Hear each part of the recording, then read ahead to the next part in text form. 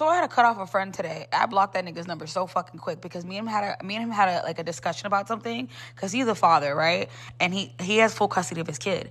And like, it's never my business to say anything or to ask questions because that's none of my business and I don't give a fuck, you know, whatever the fuck that you got going on. So then he was like, man, I gotta go pick up my jit today, da-da-da-da. And I'm over here like, pick up your jit. I was like, I'm confused. I thought the baby mama wasn't in life. He's like, oh, no, she left 3 years ago. I haven't seen that girl since. And I was like, damn, that sucks. And he was like, nah, I knew she was going to do it. And I was like, wait, what? And he explained it. He was just like, oh, it's a long story. This is what happened. He was like, I tried trapping my baby mama. And it completely backfired on me. And I was like, what do you mean? He's like, I knew she really, really wanted a kid. And I knew that, like, she was such a kind, sweet person that she would put up with my bullshit. He's like, I never really cheated on her, but he's like, when people talk about weaponizing incompetence, he's like, I did that shit faithfully to the max, just to like make her feel like if she left me and left this kid would be miserable because I wouldn't know how to take care of the kid. So I was just like, honest to God, I didn't really say much. I just said, why? He was like, because I didn't want anybody else to have her. So I would literally like make her feel like she had nowhere else to go. And then I was like, damn. He's like, then what happened? He's like, one day that she just fucking left. She went to work, never came back. And like a couple days later, I got papers in the mail that she like relinquished all her rights. And she literally just like dipped and I haven't seen her since then. And I was just like, in my mind, I was like, you know how far you have to push a woman who've always wanted kids to say fuck that kid and fuck that man. And then that I blocked him. That's the reason I was like we finished the conversation and then I was like, okay, I'm gonna be 100% honest with you. Everything you told me, I really wish you would have lied instead of told me the truth. He's like, why? He's like, I thought we were cool. I was like, we're cool, not that cool. I don't know about your morals. I don't align with them, so I gotta dip, bro. Blocked him off everything, deleted his number, and I literally told him, don't ever fucking contact me again because you as a person, I literally don't like you. And it's the fact that you literally took something from that woman knowing damn well she wanted that. That was something that she's always wanted. Probably been wanting this since she was a kid. I have no who the fuck this woman is. Probably been wanting that so much, but you pushed her to the limit that she looked at the thing that she's always wanted and walked away from it. And I know that had to be the hardest thing that girl had to do. I don't even know the girl personally, but I know the struggle that she had to do to make that decision. And I, honest to God, could not be okay with that. 2, you ain't shit because you literally weaponized your incompetence to make this woman feel like she physically had to be there because you were going to put the kid in danger. What the fuck is wrong with you? And 3, when he was explaining everything else, he hasn't seen her in a few years, whatever it is, he still doesn't watch the kids. He has full custody, and the kid is always at his mom's house. I literally just thought the kid was always at his mom's house because he's working a lot until I literally started talking to him a little bit more and started realizing he really is not shit as a person.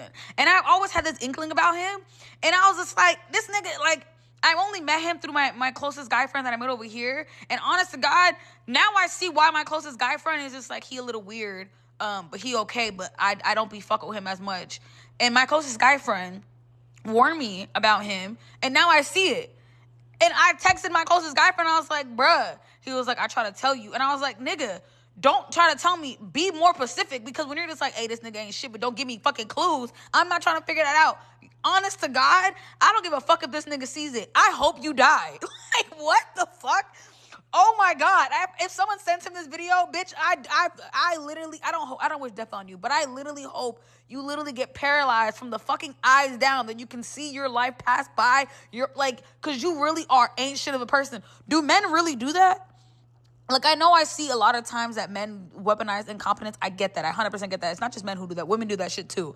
But to literally weaponize incompetence that bad, and then to literally try to trap somebody, and then literally pushing that person to the breaking point of letting go of something that this person always wanted. Oh, I can't. I fucking can't. I'm literally, I'm pissed. Because what? And then it makes me realize, how many times did women go through this and literally just put up with men because of it? I know women weaponize incompetence, but the thing is, women weaponize incompetence in a certain degree. They don't push the limits they weaponize incompetence or something. They don't push the limits on when it comes to like weaponizing incompetence when it comes to like deep emotional wants. Like a woman will weaponize her incompetence to be like, oh, I can't do this, yada, like little things. As a lesbian, I've seen it. I have allowed it to happen. Certain things I'm like, nah, we ain't doing this. But like the things that my homeboy told me and the thing that like my female friends deal with men, I am so fucking appreciative that God himself and the universe made me a lesbian, because I promise you, I couldn't. I could not. Oh my God. But this does not give you guys, other straight women who are watching this, whatever the fucking situation, this does not give you the leeway to jump in the comments like, this is why we go to women. We don't want you over here either. You just got to pick better men. Y'all need to do better screening processes and start killing these men off. Like, stop trying to fucking make kids with them and pass down their fucking genes, because intelligence is passed down. I don't know if y'all noticed. Start killing them motherfucking, that fucking genotype in their brain to die off. I don't know what the fuck to tell y'all, but I'm confused. Oh my God. Sorry for this video being so long. I need to calm down. I'm overstimulated. All right, bye y'all. So if you're a bit naive and you believe that being nice to people is going to get people to be nice to you in return, and you're always going out of your way to please people because you love seeking people's approval, then this video might not be for you, so you might want to skip this. I simply just don't teach people how to go straight into a shark's mouth. I don't sugarcoat reality like that. Whether we want to play or not, we are all in this social power game just by simply existing. If you become aware that this game exists and you learn how to play it, you will win every single time. So in order for you to learn how to play the game, you have to know who you are 100%. You would be surprised how many people are out there right now walking around not even knowing who they are. So you might want to start off by doing some groundwork. I recommend that you do a list and write down your likes and your dislikes, your weaknesses and your strengths, your triggers, your boundaries, even your goals. If you don't have boundaries, you're gonna need those. So come up with some boundaries. Okay, so this is just an example of how the list should look. Of course, it's going to be different for everyone because we're not all the same person. So tailor it to who you are. Screenshot it if you need to. Make sure that when you're doing this, you're being completely sincere with yourself, so no being delulu. The reason why it's so important for you to really know who you are is so that when someone picks you as their target, you're not going to take it personal, because you know who you are and you'll know that it's not aligning with you. Also, you need to know that you're the only person that can break your boundaries, okay? Nobody can break your boundaries because this has nothing to do with them.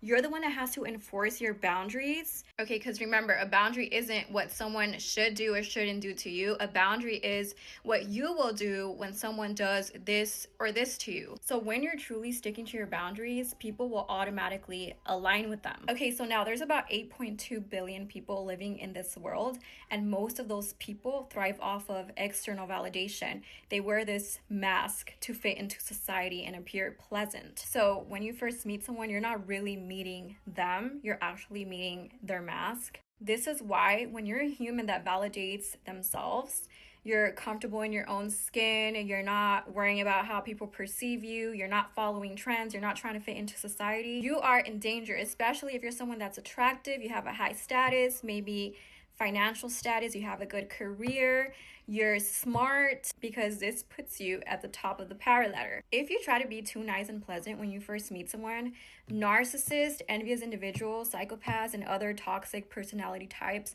will see this as an opportunity to target and manipulate you. And I know I always talk about how you should be careful of the information you share, who you share it with, all the time, but when you first meet someone, that's when you have to be extra cautious, because you don't want to give them the weapons to use against you. This is when you have to be on high alert and be observant so that you can pick up on when someone is trying to overpower you or cancel you out.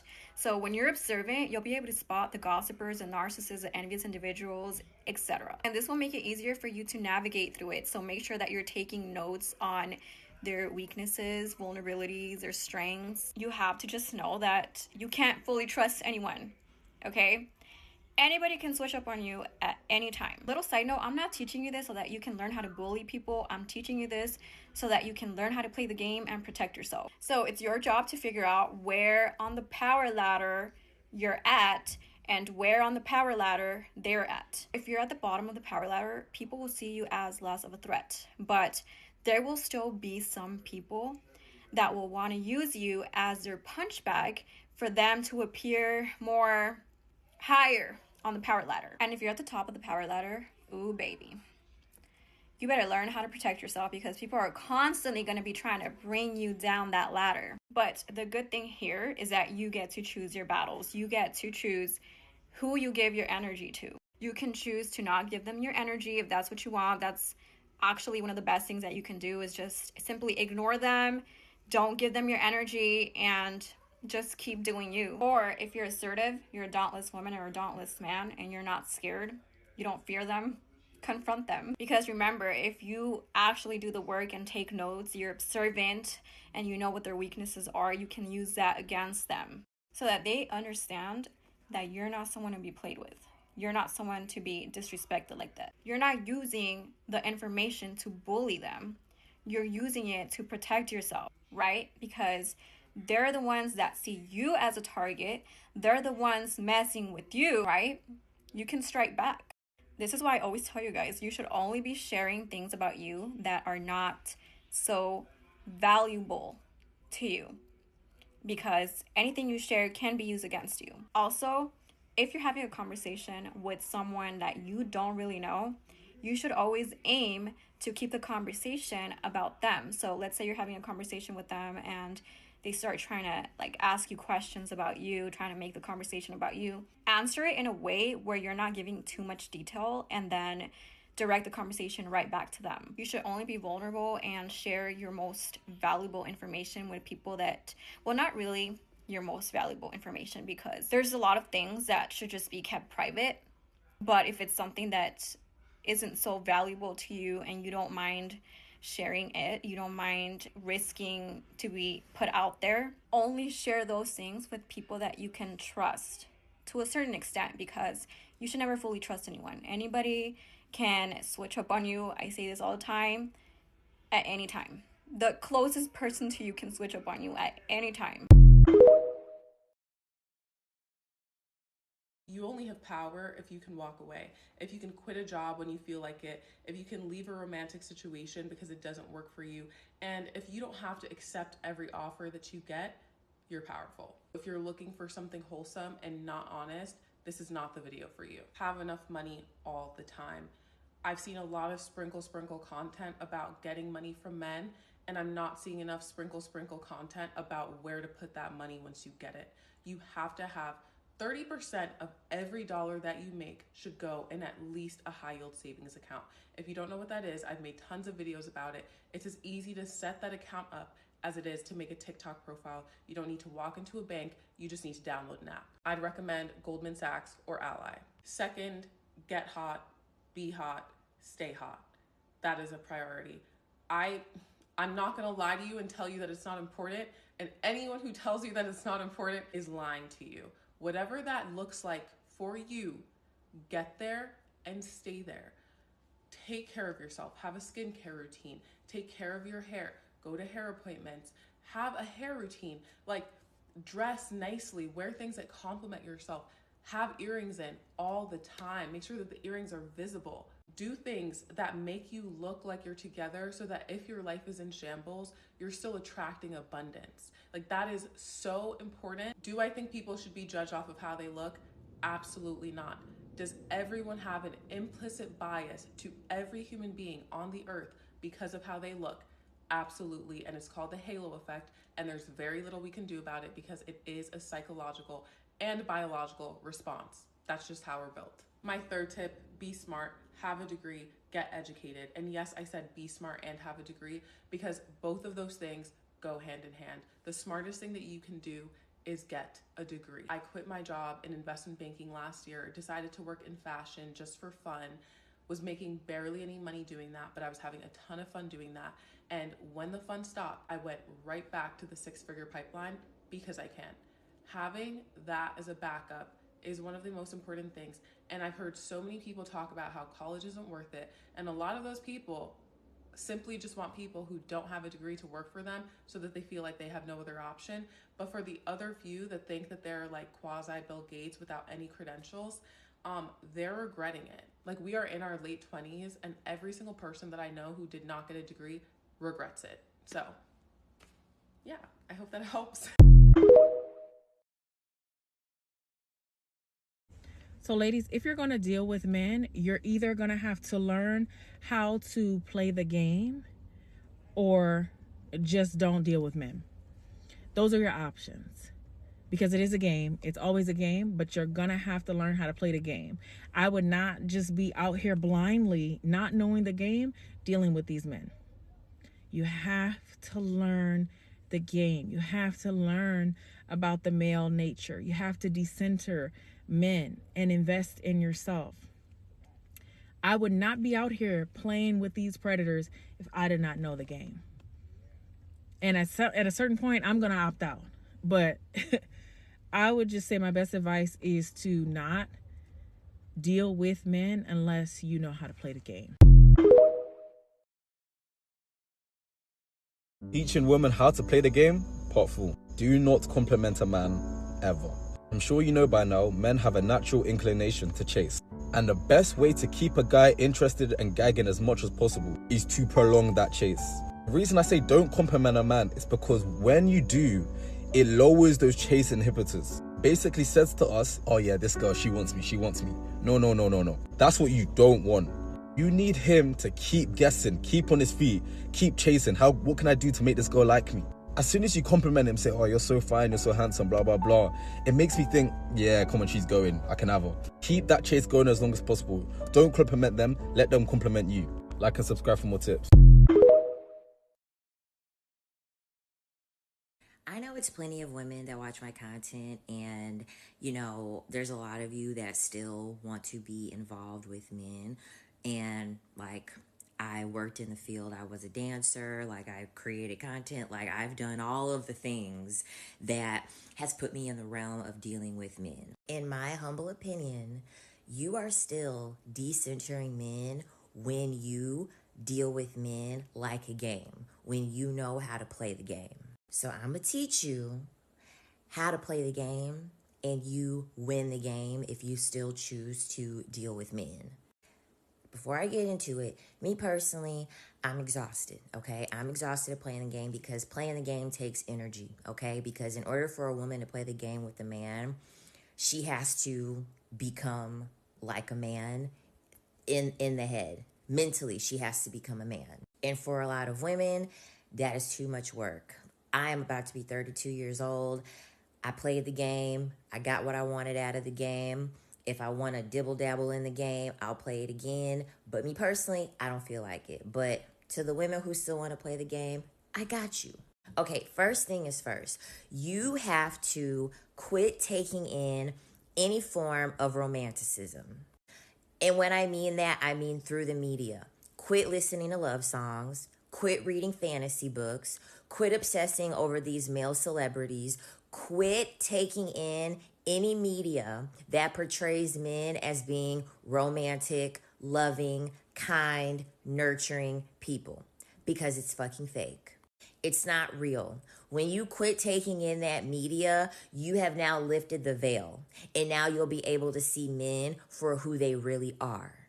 When you take away the media that's filling up your brain with this picture in your head of who men are, you are not going to be emotionally attached to men any longer. Naturally, it is going to detach you emotionally from men, because the way that women get emotionally attached to men, they're not actually getting attached to the man. They're getting attached to who they want the man to be, who they are expecting the man to be, the image and the fantasy that was created in their mind on who they are believing this man to be. If you never have the image in your head, you don't have anything to attach to emotionally. This is how women are able to sleep with men or use men for their money and just walk away when the shit stops. Like me, I love a good love bomber. You want to know why? Because when the bombing stops, I leave. When the gifts stop, I leave. When the romanticism stops, I fucking leave.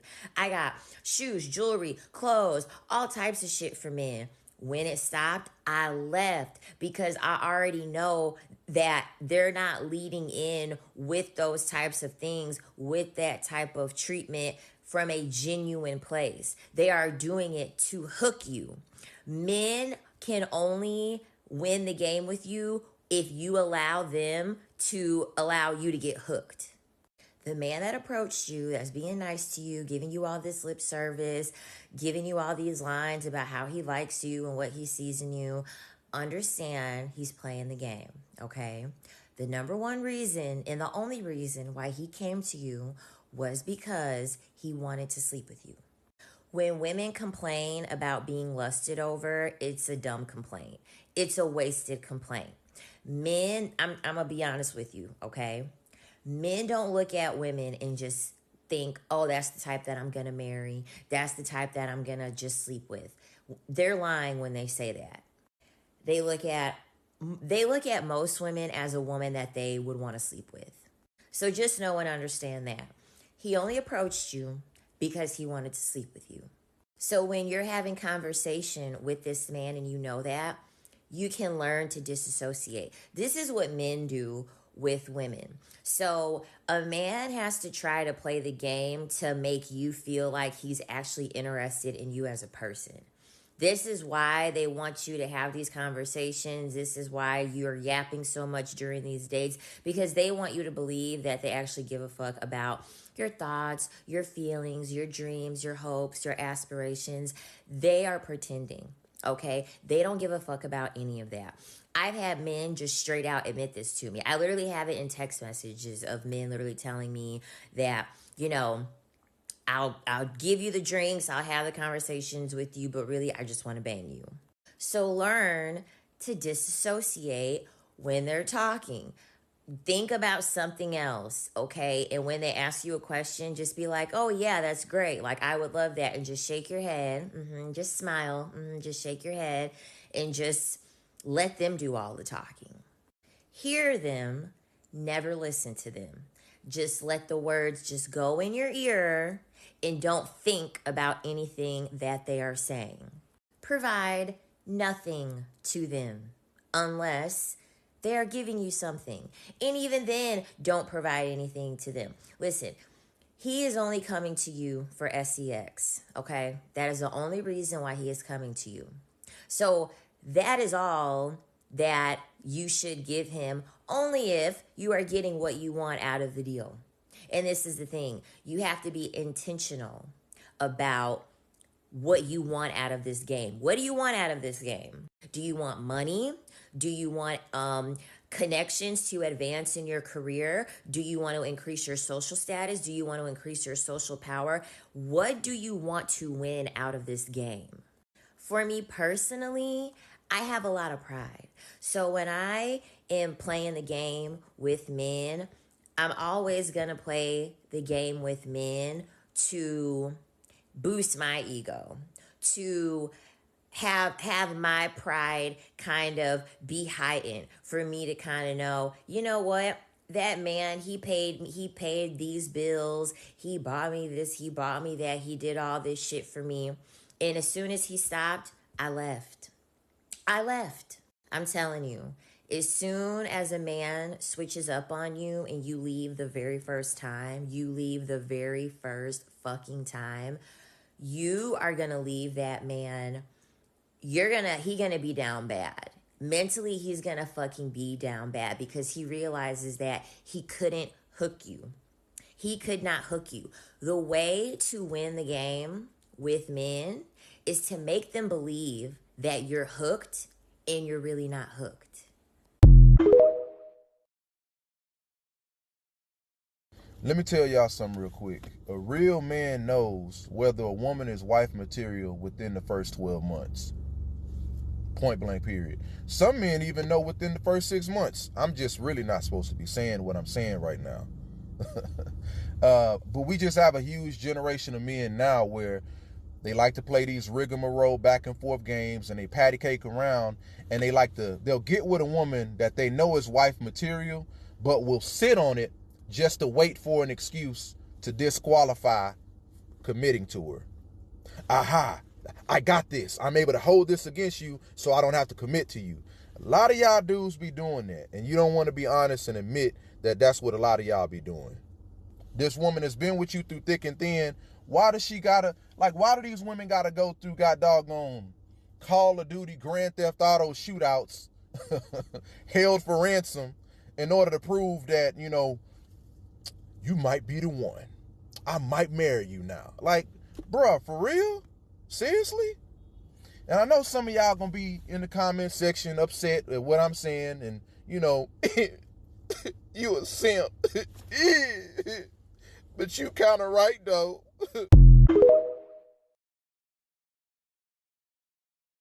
So I play the long game. It took me some time to get it down, but I do. I let, situations occur where I get my information and I slowly piece them together. And I do let you think that you're manipulating me if you're in that field, but I just watch how stupid you think I can be.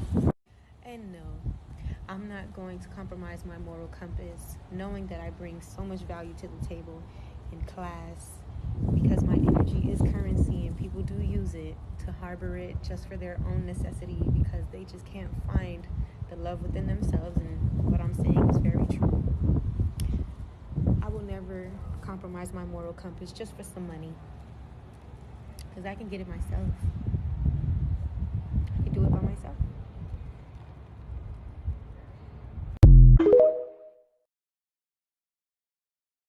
Women that be knowing how to run game are scary and also so attractive at the same time. Women that actually know how to run game does scare you, because at first you think it's a joke. At first you think it's a test, like, oh, she's just saying this to me just to see if I just want to be physical with her. But after a while, you start to pick up that she not stopping and she keep on throwing these subtle hints. So at that point, you know she wants you. And at that point, that man is automatically turned on. He's attracted to you. And he's like, who made you like this? Because once baby girl says, come home. Come home? What you mean come home? We don't live together. Oh, you mean that? Okay.